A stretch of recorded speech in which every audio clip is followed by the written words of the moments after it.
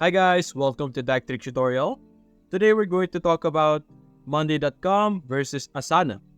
It's a step-by-step guide to follow easily, so don't forget to hit the like and subscribe button. Let's dive right in. Now both Monday.com and Asana mainly features the different tasks that you can assign and manage. As you can see here, these are the different activities, and in Asana, these are the different to-dos or tasks as you can see here. You will be able to present them in groups and then sub-task over here. Similarly with this one, this is like the main group and then the task over here.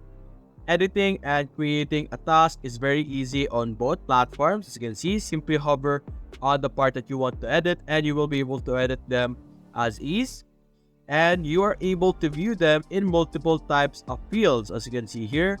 And over here on Monday.com, although in Monday.com, they offer a lot more columns compared to Asana over here, which of course gives Monday.com an advantage because you will be able to view your data with much more information.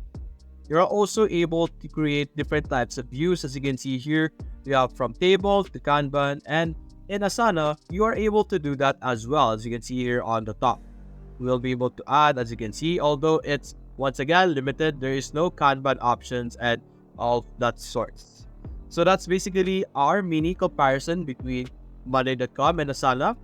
The way you provide or display your data and the way you would like to view things, Monday.com takes the lead. So that's it guys, hope you enjoyed the video. Please leave a like and subscribe. Thanks for watching.